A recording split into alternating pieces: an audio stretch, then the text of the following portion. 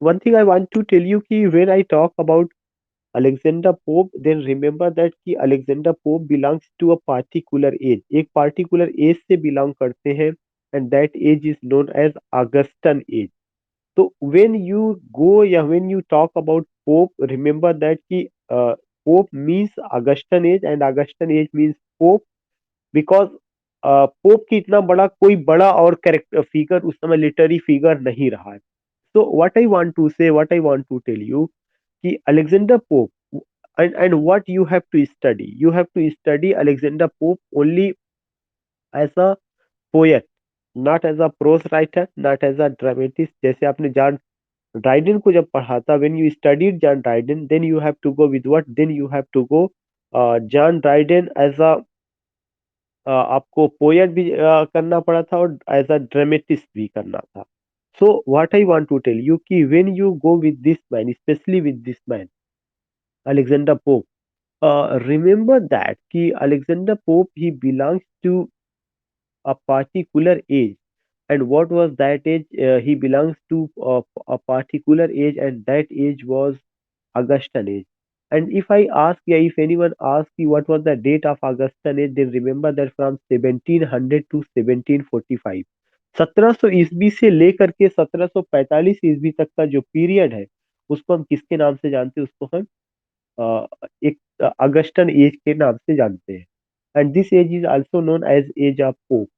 Then the question is that ki why the age is known as Augustan age? This age is known as Augustan age because it got the title at the name of King Augustus. King Augustus के नाम पर हम इसको Augustan age कहते हैं. Who was King Augustus? King Augustus was a Roman king. वह एक Roman king थे. और जो किंग अगस्टस का जो समय था वो 4th सेंचुरी बीसी के आसपास.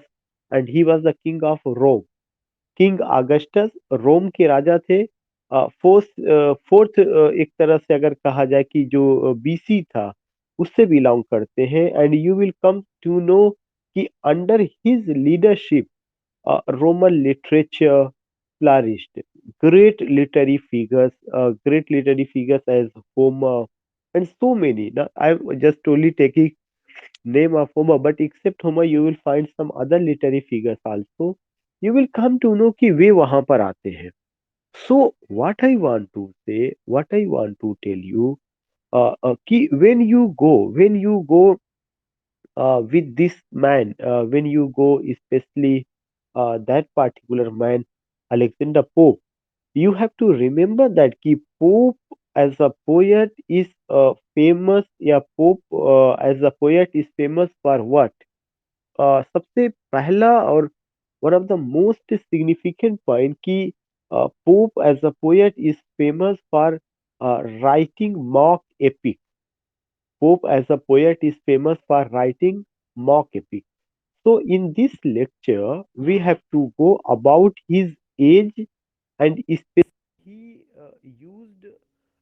used a new genre.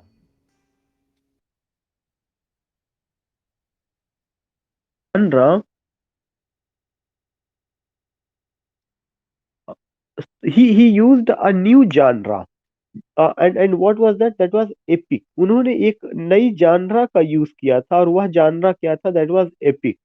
So what I want to tell you, कि when you go about this man, then what he did in the field of literature, just as John Dryden is famous for, uh, if I say political satire, just as John Dryden is famous for, if I use the word that is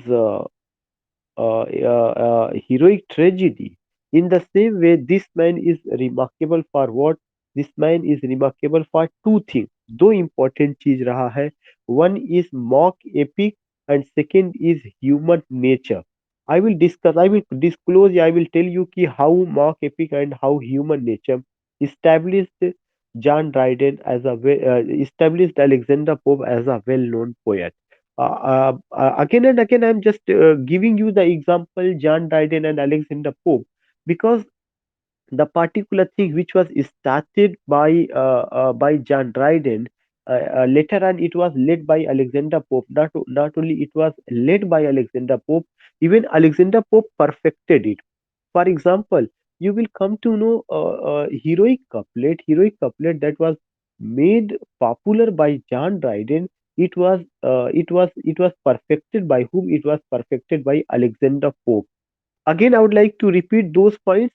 He, Alexander Pope is a well-known poet of English literature. Number one point, he is not famous as a pros writer और dramatist. ना तो वह pros writer के रूप में famous है, ना dramatist के रूप में फेमस है, ना नॉवेलिस्ट के रूप में फेमस है, ना ही क्रिटिसिज्म में कोई बड़ा कंट्रीब्यूशन रहा है.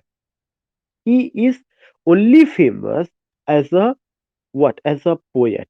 Number one point कि Alexander Pope is famous only as a poet.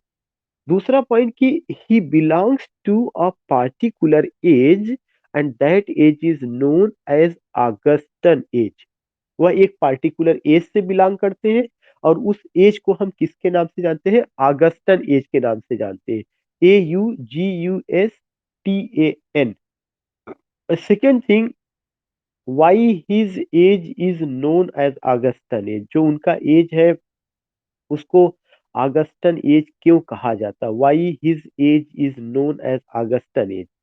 His age is known as Augustan age because Alexander Pope and his followers imitated, he followed, imitated the literary doctrines or literary principles used in the regime of King Augustus.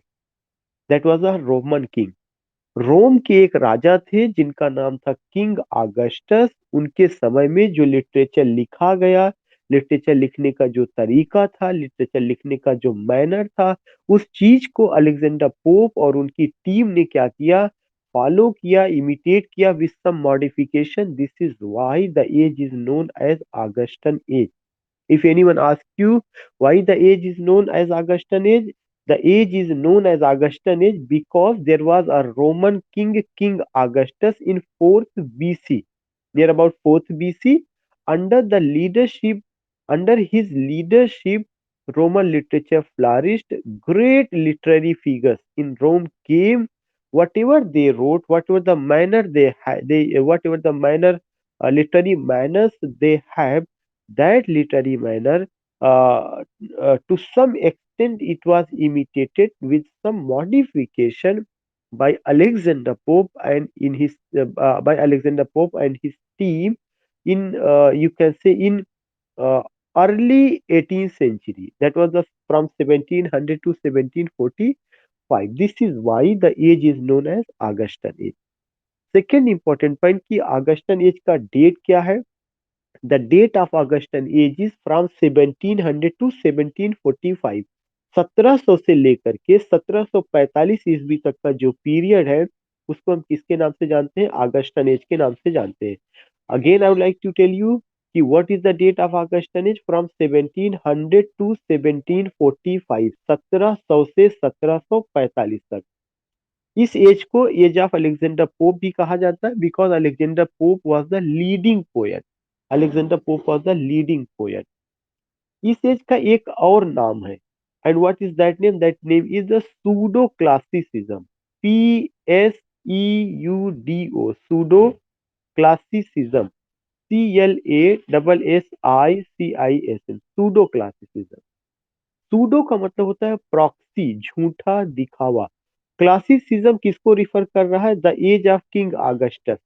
King Augustus के समय का जो literary manner था उसको एक तरह से उसमें बदलाव ला करके, उसमें बहुत सारी डुप्लीकेसी करके, या उसको जो है उसकी नकल की गई और उसको इस समय लॉन्च करने की कोशिश किया, इस समय यूज किया गया. इस वजह से इसको क्या कहा गया? सूडो क्लासिसिज्म भी कहा जाता है.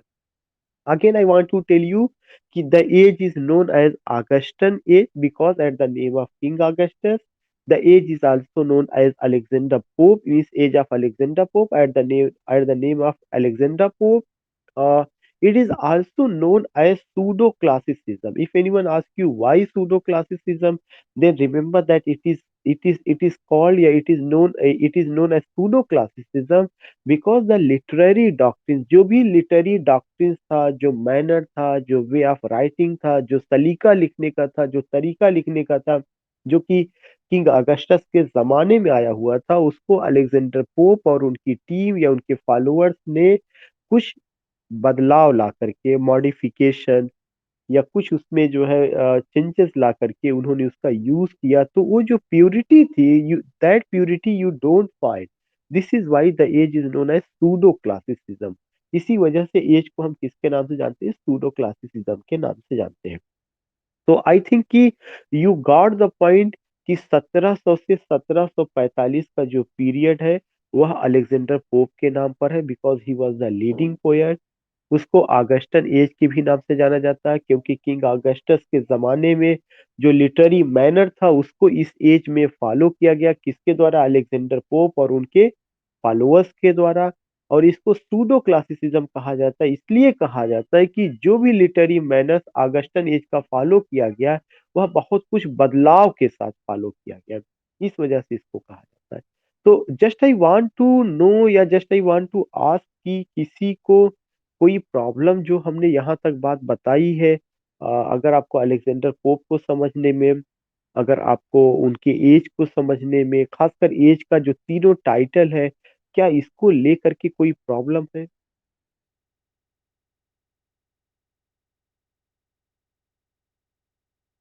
आई थिंक कि that you all are in position to understand.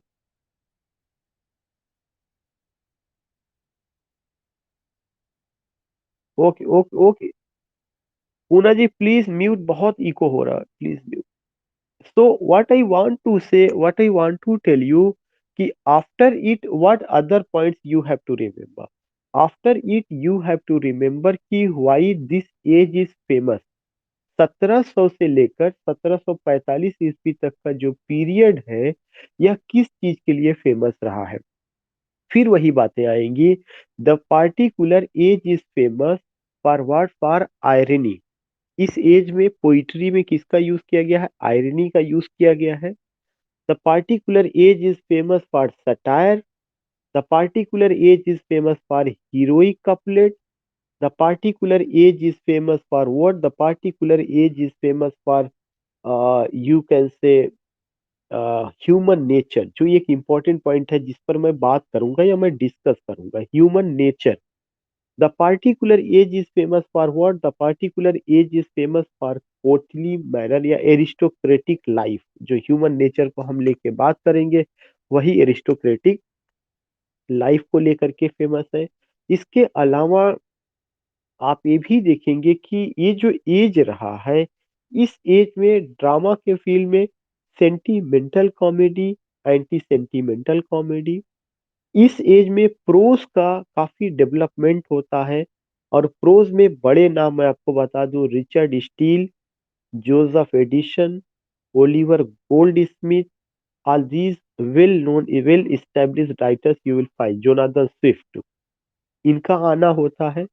इसके अलावा इसी एज में एक और आपको चीज देखने को मिलेगा, that was the age of the, कि यह एज काफी हाउस का एज रहा है, यह एज पीरियोडिकल एसे का एज रहा है, यह एज आपका मैगजीन्स का, न्यूज़पेपर्स का, जर्नल्स का आना शुरू होता है, उसका एज रहा है।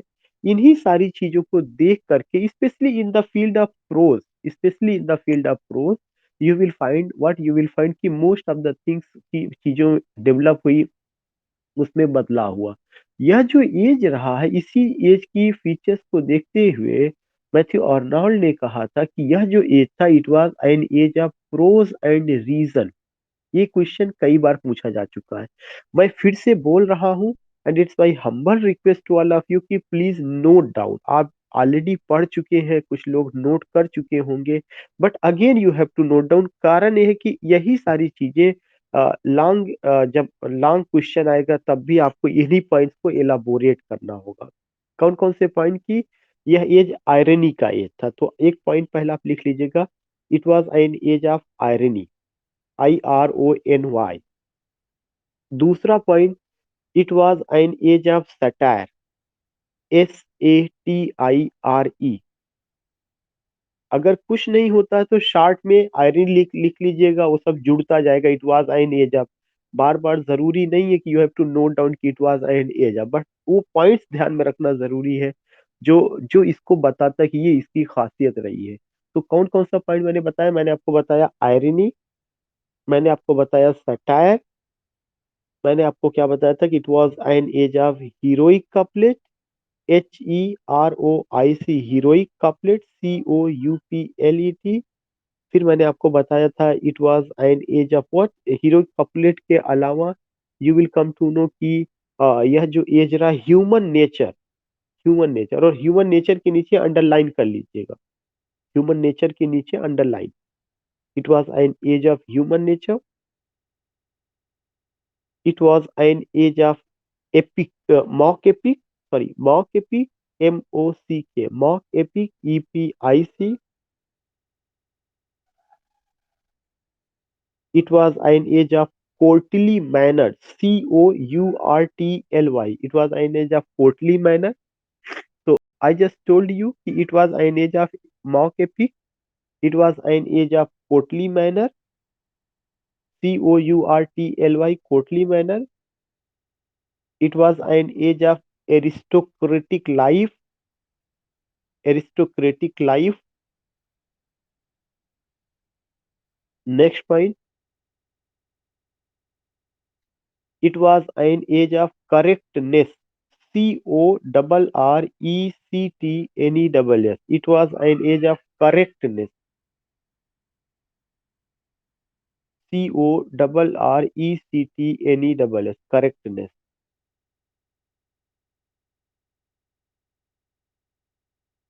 Uh, it was an age of, it was an age of norms, NORMS, norms and poetic rules, and poetic rules. Before norms, you have to write down literary norms. It was an age of literary norms and poetic rules, which were which were strictly followed, which were strictly, STRICTLY, which were strictly followed, which were strictly followed. Again I want to tell you कि यह जो age था यह किसका as था? Correctness का as था। यह एज जो है लिटरेरी नाम्स का था, और लिटरेरी नाम्स के अलावा जो है मैंने आपको और क्या बताया था, कुछ रूल्स का एज था। उन लिटरेरी नाम्स को और रूल्स को स्ट्रिक्टली फॉलो किया गया। कोई, there was no option, it was mandatory कि you have to go with this thing. If you don't follow this thing तो you will not be the part of what की the particular list. एक तरह से जो good poet की list है उसमें आपको शुमार नहीं किया, उसमें आपको शामिल नहीं किया जाएगा। तो ये एक पॉइंट रहा जिसमें करेक्टनेस था, स्ट्रिक्ट लिटरेरी नॉर्म्स था, रूल्स और रेगुलेशन था। और ये जो ये एज था, it was an age of artificial poetry, it was an age of artificial poetry, artificial poetry compose की गई है। और ये जो एज था, इस एज में there was no space for emotion and feeling or subjectivity. There was no space for emotion and feeling or subjectivity. No space for emotion and feeling or subjectivity. Subjectivity, emotions के लिए, feelings के लिए कोई जगह इस age में नहीं है या नहीं देखने को आपको मिलेगी। तीसरा जो आपको पॉइंट ध्यान में रखना है कि even prosaic language was used in poetry to compose the poem. Use of prosaic language in poetry. Use of prosaic language in poetry. Poetry में कंपोज करने के लिए किसका यूज किया गया? प्रोजाइक लैंग्वेज का यूज किया गया।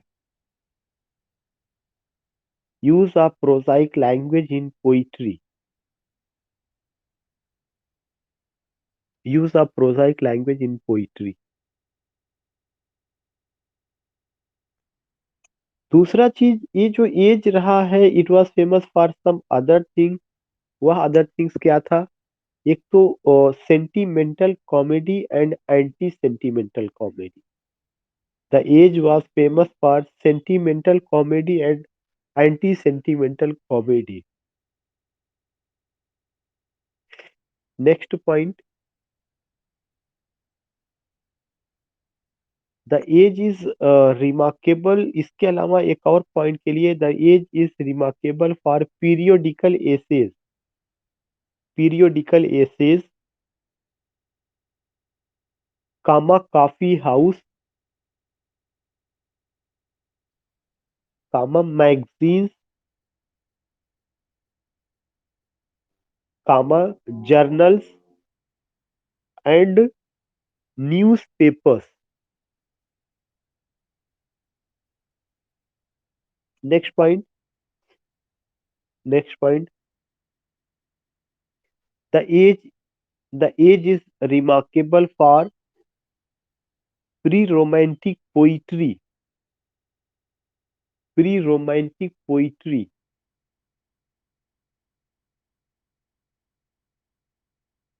सो रिमेंबर दैट कि what did I say, I just told you कि जो एज रहा है वह प्री रोमांटिक पोइट्री के लिए फेमस है। जो एज रहा है वह आपका पीरियोडिकल एसे के लिए फेमस है। जो एज रहा है वह आपका जर्नल्स, मैगजीन्स, न्यूज़पेपर्स उसके लिए फेमस है। The age was remarkable for some other thing. जो एज है वह और भी चीजों के लिए रिमार्केबल रहा है। वह कौन कौन सी चीजें रही हैं? That was remarkable for, you can से मॉक एपिक, यू कैन से एक तरह से आर्टिफिशियल पोइट्री के लिए आयरनी का यूज है, सटायर का यूज है, हीरोइक कपलेट का यूज है, ह्यूमन नेचर है। All these things you get, या all these things you cover. Just I want to know कि इनमें से कितने ऐसे पॉइंट हैं जो आप लोगों को, मैं सारे पॉइंट्स पे बात कर रहा हूँ। देखिए, सबसे पहला चीज कि मैंने ये लिखवाया कि यह जो एज था यह आयरनी के लिए फेमस रहा है। आयरनी जो होता है यह एक लिटरेरी डिवाइस होता है, it's a literary device. And इसके पहले मैंने बताया था कि in irony, irony is a literary device and irony is used ultimately to convey the hidden meaning. Irony जो होता है वह यूज किया जाता है कि हिडन मीनिंग देने के लिए। तो जब भी आप किसी पर आयरनी या आयरोनिकल स्टेटमेंट देते हैं, if you pass ironical statement, if you use ironical statement, always remember that कि यह एक तरह का फिगर ऑफ स्पीच जैसा या लिटरेरी डिवाइस होता है जिसमें दो मीनिंग निकलती है, meaning on surface and meaning under surface. जो मीनिंग अंडर सरफेस है, जो छुपी हुई मीनिंग है, वह ज्यादा इंपॉर्टेंट होती है किसकी तुलना में? जो मीनिंग ऑन सरफेस है। हमेशा ध्यान में रखना, it's a literary device in which we find two meanings, meaning on surface and meaning under surface. Meaning under surface is more important rather than meaning on surface. For example के लिए आप मुझे ये बताइए कि जब आप मैकबेथ पढ़ते हैं तो मैकबेथ में आपको, जो मैकबेथ है वह कितना ज्यादा इनोसेंट नजर आता है जब जब किंग डंकन उसके पैलेस में जाते हैं। और जब when he invites King Duncan come in that he King Duncan accept that invitation and comes in the castle of Macbeth, that time Macbeth says कि सर सब कुछ आपका दिया हुआ, मेरा परिवार, जो भी नेम है, फेम है, तमाम चीजें जो भी दी हुई है ये आपने दी हुई है। वहां पे मैकबेथ जितना भी उसका चेहरा है, इसका जो डायलॉग है, जो उसका वे ऑफ एक्सप्रेशन है, सब आयरॉनिकल है। क्यों आयरॉनिकल? इसलिए है कि बाहर से देखने में वह सज्जन है लेकिन अंदर से उसने एक प्लान बनाया हुआ है कि today's night he will kill whom, today's night he will kill king Duncan. तो किंग डंकन जो है उस मैकबेथ का बाहर का तो चेहरा पढ़ ले रहे हैं कि मैकबेथ इनोसेंट है, लेकिन जो रियल चेहरा है, जो रियल प्लान है, उसको नहीं पढ़ पा रहे। क्यों नहीं? चूंकि मैकबेथ ने अपना चेहरा आयरॉनिकल फॉर्म में किया हुआ है, स्टेटमेंट उसका आयरॉनिकल है, जिसमें इतनी चिकनी चुपड़ी बातें हैं कि वो उसको समझ नहीं पा रहे हैं। बल्कि मैं एग्जैक्ट वर्ड तो मुझे नहीं पता, लेकिन जो है मैं आपको एक उदाहरण दूंगा कि वहां पे एक लेडी मैकबेथ ने, when he writes a letter to lady Macbeth and tells about the prophecy of the three witches, then lady macbeth just to join that mission, just to join that particular conspiracy, और उसका एक हाथ रहा है, तो you will remember that कि उसमें वो कहती है कि be serpent under the flower, तुम्हें जो है एक सरपेंट जैसा होना चाहिए। बाहर से देखने में तुम फ्लावर जैसे हो, लेकिन वास्तविकता में तुम्हें कैसा होना चाहिए? सरपेंट जैसा होना चाहिए। तो be serpent under the flower, यह जो पॉइंट रहा है, यह आयरनी है। क्यों? बाहर से देखने में तो तुम क्या हो? फ्लावर हो, इनोसेंट हो, मासूम हो, सज्जन हो, लेकिन तुम्हें कैसा बिहेव करना है? आपको सरपेंट जैसा बिहेव करना। When you get opportunity you have to hiss king Duncan, you have to murder that man. तो इस तरह के जो स्टेटमेंट बोले गए हैं, इस तरह की जो चीजें कही गई है, उन सब में you will get what? You will get ironical statement. उसमें कहीं ना कहीं आपको आयरॉनिकल स्टेटमेंट नजर आएगा। सेकेंड थिंग मैंने आपको बताया कि सटायर सटायर भी एक डिवाइस होता है, जिसमें आप किसी पर कमेंट करते हैं तो उस कमेंट का दो मकसद होता है। It has two purpose. उस कमेंट का दो पर्पस होता है। कौन सा पर्पस होता है? सबसे पहला पर्पस तो ये होता है कि अ, एक आदमी का जो कमी है, उस पार्टिकुलर कमी को बाहर करना। और कैसे बाहर करना? इन रिडिकुलस एटमॉस्फेयर, हंसी हंसी में उसकी कमी को बाहर करना, मतलब उसको बताना, पॉइंट आउट करना। और साथ ही साथ यह उम्मीद की जाती है कि whatever the shortcoming have been pointed, shortcoming, जो भी शॉर्ट कमिंग्स रहा है, जो भी ड्रॉबैक रहा है एक आदमी के नेचर में, that particular shortcomings have been pointed out by using satire, and it is expected that कि इन नियर फ्यूचर वह उसमें सुधार करेगा।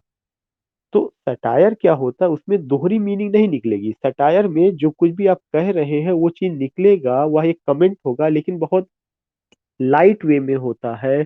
उसमें ऐसा नहीं होता कि कोई बहुत हिडन मीनिंग होगा। वो एक लाइट वे में और रिडिकुलस एटमॉस्फेयर में that particular thing is done.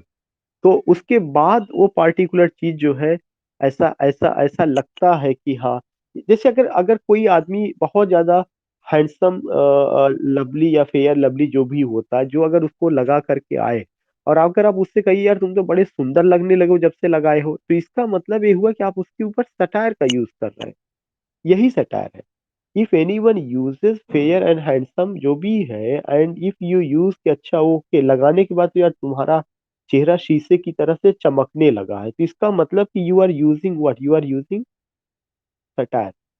और यह सटायर क्या है? यह सटायर इसलिए है कि वहां पे आपने उसको ये बताने की कोशिश की है कि इसके लगाने से आज भी जो है बहुत चमका नहीं है, बल्कि ये वो कोई बहुत अच्छी चीज नहीं है। तो वह मुस्कुराएगा और समझ लेगा कि आप उसकी जो है क्या कर रहे हैं, हंसी उड़ा रहे हैं, या उसको कुछ ना कुछ हो। तो एक तरह से नसीहत भी दी जाती है जो कमी है, कि why are you using handsome and fair lovely. एंड इस तरह का जब आप एटमॉस्फेयर क्रिएट करते हैं जिसमें लाइट एटमॉस्फेयर होता है, और उस लाइट एटमॉस्फेयर में कोई कमी अगर आप काउंट करते हैं, और यह उम्मीद की जाती है कि he will improve the particular short coming जो आपने पॉइंट आउट किया है, तो उसको क्या कहा जाता है? सटायर कहा जाता है।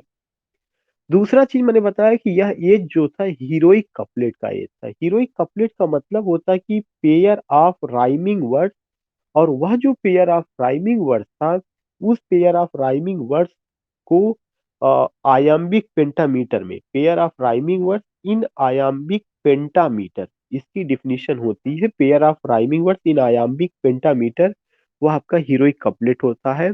इसको सबसे पहले चौसर ने यूज किया। It was first used by Chaucer, Chaucer ने यूज किया। बाद में इसको जॉन ड्राइडन ने पॉपुलर बनाया है, और अलेक्जेंडर पोप ने परफेक्ट बनाया है।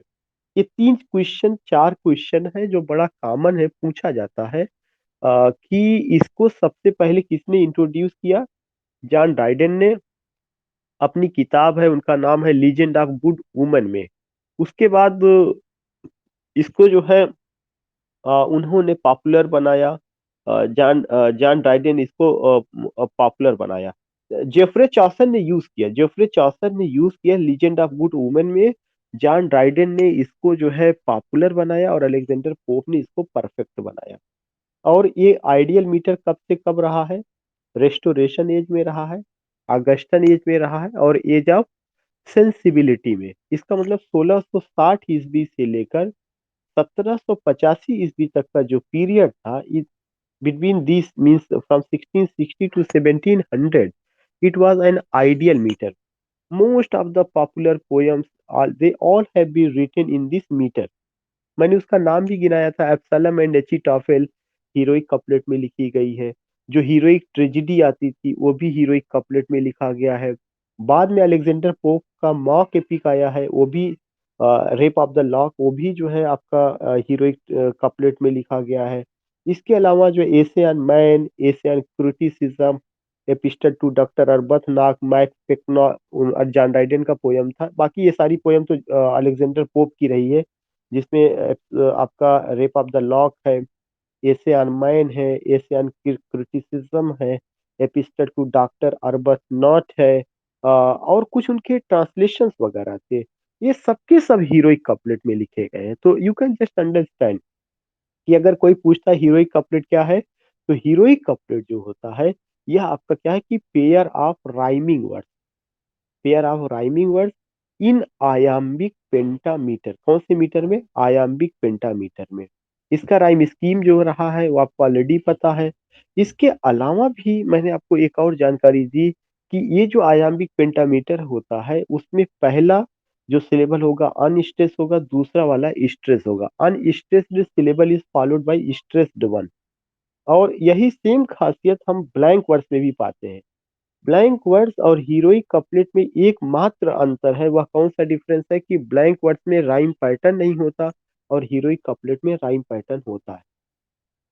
बस एक चीज, बाकी वो भी आयाम्बिक पेंटामीटर में है, ये भी आयाम्बिक पेंटामीटर में है। वहां पर भी जो है आपका 5 फीट और 10 सिलेबल है, यहाँ पर भी 5 फीट और 10 सिलेबल है। वहां पर भी unstressed syllable is followed by stressed one. लेकिन एक चीज नहीं है, यह जो है राइम, इसमें जो है आपका क्या है, राइम पैटर्न है, वहां पर आपका राइमिंग नहीं होगा। ब्लैंक वर्ड्स में राइमिंग नहीं, अनराइम्ड फॉर्म ऑफ वर्ड्स है ब्लैंक वर्ड। फिर मैंने आपको बताया कि जो अलेक्जेंडर पोप का जो एज रहा है, it is famous for work mock epic. Mock epic एक तरह का एक नया लिटरेरी जानरा था that came by copying epic. Minor epic का कॉपी किया गया और उसमें जो सब्जेक्ट मैटर रहा था वह माइनर सब्जेक्ट मैटर यूज किया गया। लिखने का तरीका एपिक जैसा है, लेकिन उसका जो सब्जेक्ट मैटर है वह जो है थोड़ा सा माइनर है, ट्रिपल है, ट्रिवियल है, और उसमें रिडिकुलस एटमॉस्फेयर का यूज किया गया है। तो मॉक एपिक, अगर कोई पूछता है क्या है mock epic, is parody of epic. जो मॉक एपिक है वह एपिक का पैरोडी है। पैरोडी माने डुप्लीकेट। और उसमें बस इतना किया गया है कि स्टाइल एपिक की ले ली गई है, लेकिन जो सब्जेक्ट मैटर है वह कैसा है, वह जो है बहुत ही रिडिकुलस है, माइनर है, ट्रिवियल है, ग्रांड सब्जेक्ट मैटर नहीं है, सीरियस सब्जेक्ट मैटर नहीं है। लेकिन प्रेजेंटेशन सीरियस है, मैनर उसका, ट्रीटमेंट उसका सीरियस है। इसके लिए आपको the rape of the lock ध्यान में रखना पड़ेगा, जो 5 कैंटोस में है, जो 1714 ईस्वी में आई है, पहले 1712 में आई थी। किसका वर्क है? अलेक्जेंडर पोप का वर्क है। इसमें किसके बारे में बताया गया है? बिलिंडा के बारे में, पीटर के बारे में, कि कैसे बिलिंडा के जो है लॉक का मतलब उसके जूड़े को कैसे उसको काट दिया जाता है पीटर के द्वारा। दोनों फैमिली में जो है तकरार होती है। फिर इसी सब्जेक्ट मैटर को लेकर के अलेक्जेंडर पोप मॉक एपिक लिखते हैं। उसके अलावा मैंने आपको बताया था कि यह एज जो था करेक्टनेस का एज था। यह एज जो है लिटरेरी डिवाइसेस का, लिटरेरी नॉर्म्स का, स्ट्रिक्ट लिटरेरी नॉर्म्स का एज था। अलेक्जेंडर पोप और उनकी टीम की यह खासियत थी कि उन्होंने जब क्लासिकल एज के मैनर को इमिटेट करना शुरू किया तो उसको they followed it hardly, they followed it strictly with some modification. They followed it strictly, they followed it hardly, and it was said that all those who are writing the poem, they have to write in heroic couplet, that is the standard meter, and the particular classic norms they have to use. If they don't use it mean that they will not become in the category of good poet. तो जो correctness का मतलब था कि हर चीज बहुत correct form में लिखना है, पंक्चुएशन, फुल स्टॉप, मतलब ग्रामेटिकली भी बहुत चेक किया गया चीजों को। और जो नाम्स बनाया गया, ये हुआ कि यू कांट वायलेट नाम्स, नाम्स को वायलेट नहीं किया जा सकता है। तो ये जो करेक्टनेस था, ये जो एक तरह से अगर मैं ये कहूँ कि एक स्ट्रिक्ट नॉर्म्स था, जो hard discipline, literary discipline maintain किया गया और ये कहा गया कि इसको फॉलो करना है, उसका मेरी नजर में एक बुरा पॉइंट भी देखने को मिलता है, उसका एक नेगेटिव पॉइंट भी देखने को मिलता है। वह निगेटिव पॉइंट अगर आप देखेंगे, ये देखने को मिलता है कि पोयट्स ने ज्यादातर माइनर पर या पोयम के को लिखने के तरीके पर ध्यान दिया। जब आप लिखने के केवल तरीके पर ध्यान देंगे, तो आपका जो सब्जेक्ट है कि किस पर लिखा जाए, उस पर आप ज्यादा ध्यान नहीं दे पाएंगे। क्योंकि पोयट्स को फ्रीडम चाहिए, पोयट्स किसी बंधन में बंध करके काम नहीं कर सकता है। तो ऐसा लगता है कि अलेक्जेंडर पोप के जमाने में when the poets were forced to follow the literary norms strictly, then we find that कि उनकी जिंदगी से इमेजिनेशन गायब हो गया। क्योंकि इमेजिनेशन तभी गायब होता है जब आप बहुत ज्यादा बंधन में रहते हैं। अदरवाइज आप ये देखेंगे कि एलिजाबेथन एज से लेकर के in the age of John Milton, उन्होंने जब इमेजिन किया तो गॉड के बारे में, सेटन के बारे में, एडम के बारे में, ईव के बारे में, बिल्जबब के बारे में, हीवन के बारे में, हेल के बारे में, means Milton could write it and without imagining it was not possible at all. So you find that कि उन सब चीजों को स्ट्रिक्टली फॉलो करने की बात कही गई। दूसरा चीज, इसके अलावा ह्यूमन नेचर एक बहुत इंपॉर्टेंट पॉइंट था जो मैंने कहा था, अंडरलाइन करिएगा। ह्यूमन नेचर यहाँ पे मैं इसलिए यूज कर रहा हूँ कि इसके बाद नेचर की बात होती है। रोमांटिक एज में नेचर को कॉपी किया गया, नेचर को इमिटेट किया गया, लेकिन यहाँ पे ह्यूमन नेचर का मतलब मानव स्वभाव, मानव स्वभाव का मतलब यू एंड आई, आपके बारे में, मेरे बारे में, एक आदमी क्या है, उसका स्वभाव क्या है, वो क्या चाहता है, उसकी सोच क्या है, उसको लेकर के बात की गई। आदमी की सोच से बाहर लोग नहीं निकल पाए कि आदमी के अलावा और भी चीजें इस धरती पर है, उनके बारे में भी बात किया जाए। चाहे आप देखेंगे ह्यूमन नेचर की बात पीरियडिकल एसे में भी रही है, पोइट्री में भी रही है, ड्रामा में भी रहा है। एवरीवेयर यू फाइंड अबाउट कि human nature has been followed, except human nature.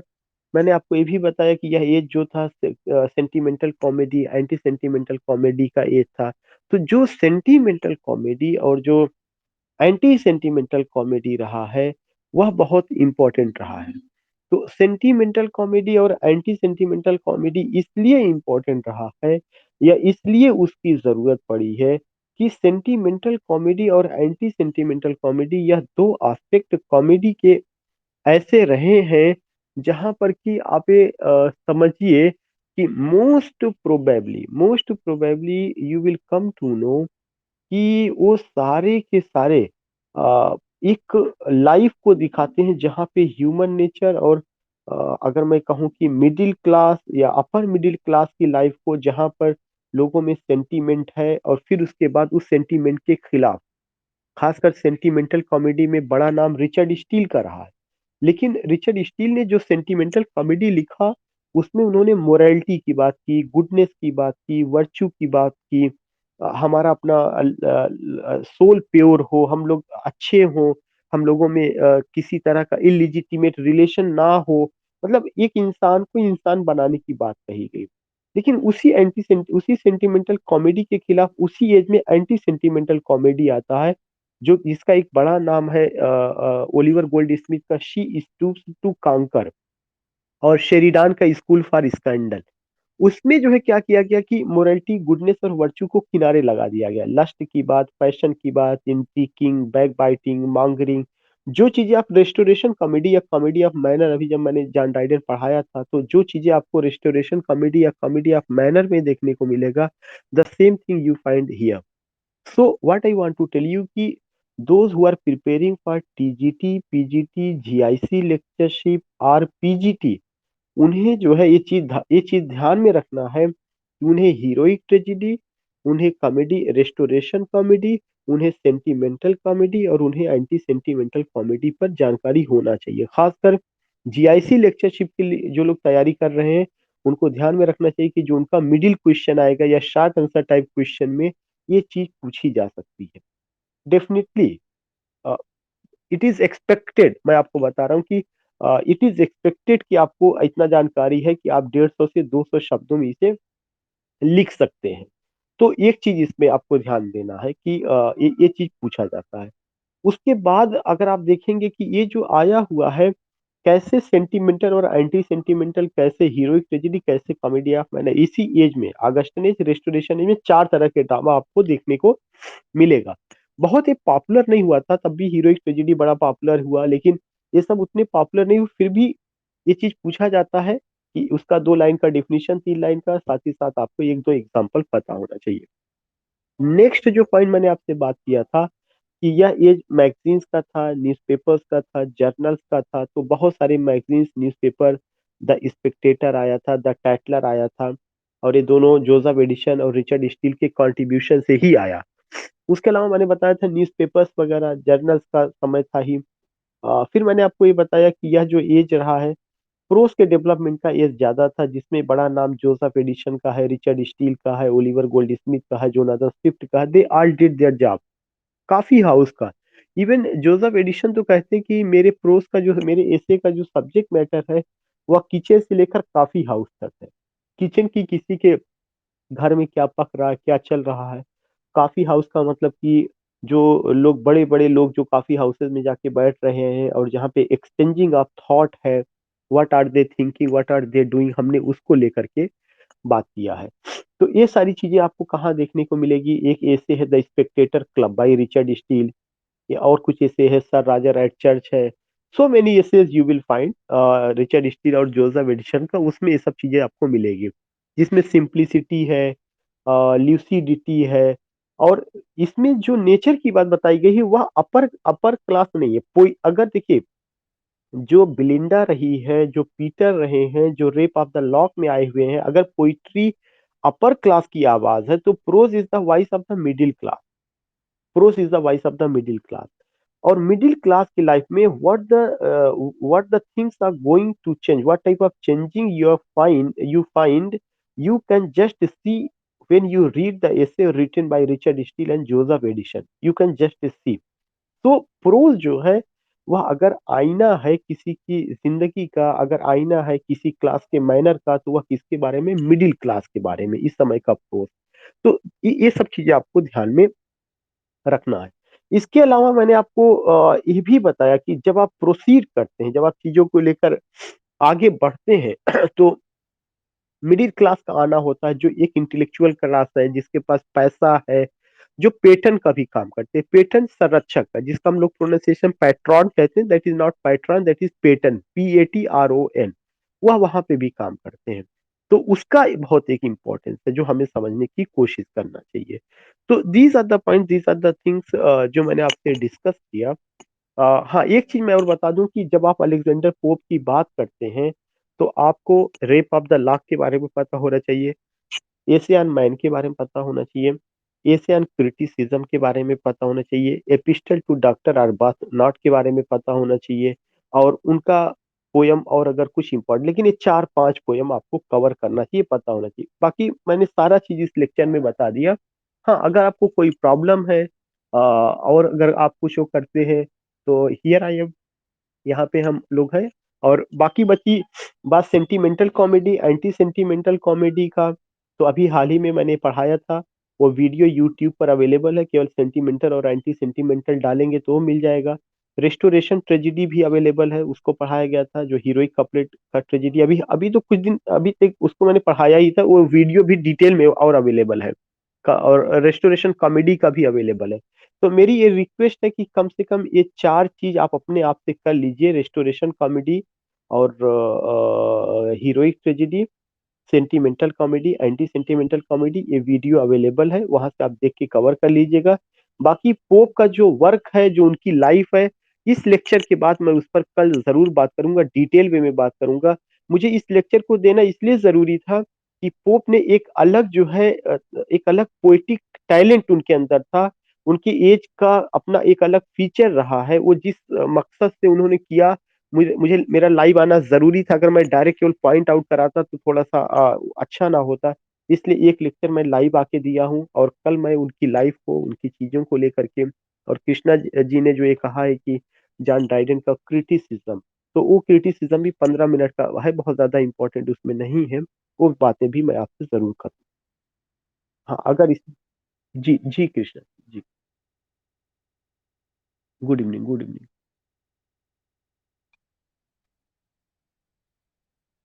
हाँ। जी, आर्टिफ़िशियल पोएट्री से देखिए एक मकसद ये होता है कि पोएट्री जब लिखी जाती है, तो उम्मीद ये की जाती है कि पोएट्री में इमोशंस को जगह होगा, फीलिंग्स को जगह होगा, जो हमारे जज़्बात हैं या कुछ ऐसा चीज़ उसमें कि वो म्यूज़िकल होगा, लिरिकल होगा, एलिटरेटिव होगा। ज़्यादातर ये चीज़ें उम्मीद की जाती है, चाहे वह पोएट्री गज़ल के फ़ॉर्म में रही हो, चाहे वो लिरिक के फ़ॉर्म में रही हो, इट इज़ एक्सपेक्टेड। लेकिन जब पोइट्री में प्रोज़ाइक एट्रिब्यूट नज़र आने लगे, मेरी मेरी चीज़ों को समझिएगा कि पोइट्री में अगर प्रोज़ की कैरेक्टरिस्टिक्स नज़र आने लगती है या प्रोज़ाइक कैरेक्टरिस्टिक्स का कुछ ऐसा कंपोज़ किया जाए कि उसमें प्रोज़ाइक एलिमेंट्स नज़र आने लगे, तो उस पोइट्री को आर्टिफ़िशियल पोइट्री कहा जाता है कि यह एक तरह से बनावटीपन है इसमें पोइट्री में, ना कि नेचुरल है। वरना ये कहा जाता है, जब आप वर्ड्सवर्थ को पढ़ेंगे तो वर्ड्सवर्थ कहते हैं कि poetry is the spontaneous overflow of powerful feelings, it takes its origin from emotion recollected in tranquillity. ये वर्ड्सवर्थ का कि स्पॉन्टेनियस होता, सडन आउटबर्स्ट होता, उसमें सोचना नहीं पड़ता। लेकिन जो नियो क्लासिकल एज की पोइट्री रही है, जो एज ऑफ आपका पोप के ज़माने की जो पोइट्री रही है, उसमें माइंड का यूज़ किया गया। उसमें विट है, रीज़न है, आयरनी है, सटायर है, उसमें दिल का यूज़ नहीं किया गया, आत्मा का यूज़ नहीं है, जज़्बात का यूज़ नहीं है, इस तरह की चीज़ों का यूज़ नहीं है। So you can just find कि what type of poem has been used. जब ऐसा होगा तो उसको आर्टिफिशियल पोएट्री कहा जाता है। जी कृष्णा जी। हाँ, okay. Any other query, any other question किसी को? Bushra, you are there. Have you any question? Now we have Krishna ji. Krishna ji, आपने जो बताया मैं उसे करूंगा, जॉन ड्राइडन का criticism I will do. Doesn't matter. Tipu ji is here. Tipu ji, do you want to ask anything? बहुत दिनों बाद मैं I could see you, not see you but I just find you you here. या Tipu ji, not getting your voice, I don't think what the problem, not getting your voice.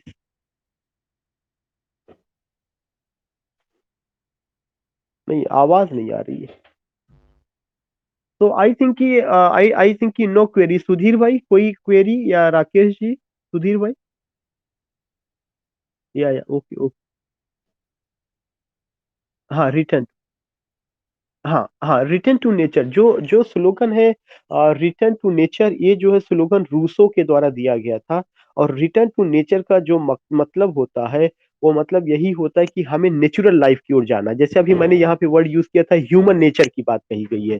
तो जो human nature था, वो जो ह्यूमन नेचर था, उस human nature के खिलाफ एक स्लोगन दिया गया, return to nature. Nature means प्रकृति जिसे हम कहते हैं। एंड वी नो कि प्रकृति का मतलब ये है कि natural life, particular some unseen part. Indirect way में it refers to almighty God. अगर मुझसे कोई पूछे कि आपको प्रकृति का क्या मतलब है, तो मुझे प्रकृति से मतलब पेड़ पौधे ही नहीं है। पेड़ पौधे तो है, पेड़ पौधे को चलाने वाला, बनाने वाला कोई है। तो जैसे उसने जिंदगी बताने का जो सलीका बताया है, जो गुजारने का तरीका बताया, उस लाइफ की ओर जाने की ओर कहा गया कि रिटर्न टू नेचर। सब कुछ नेचुरल हो, जो बहुत नियम कानून, स्ट्रिक्टनेस, करेक्टनेस, जो तमाम तरह की चीजें बनाई गई थी, जो हम उसमें बंध के रह गए, हम उससे निकल करके नेचुरल लाइफ को जिए। दिस इज वाई इसको रिटर्न टू नेचर कहा गया। और इसकी शुरुआत जो है, इसी एज में जो प्री रोमांटिक पोएट्स आए हुए हैं, उन्होंने वो करते हैं। खासकर जेम्स टॉमसन का एक कलेक्शन ऑफ द पोएम आता है, द सीजन, जो उन्होंने 1726 में लिखना शुरू किया, 1730 में कंप्लीट होता है। वहां पर हम इसको देखते हैं। तो रिटर्न टू नेचर का मतलब कि we have to pass natural life that is simple, that is lucid, where there is no artificiality, where there is no you can say कि किसी भी तरह का pomp and show नहीं है, a very simple and lucid life like a saint, such a thing। जी। Okay okay.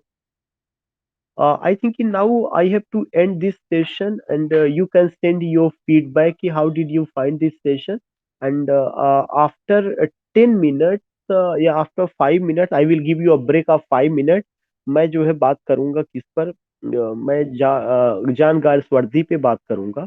और Galsworthy के लिए आपको जो क्लास कोड ज्वाइन करना है, यही टीजीटी पीजीटी वाला ही ज्वाइन करना। टीजीटी पीजीटी का ही क्लास कोड ज्वाइन करना है, आफ्टर 10 5 minutes.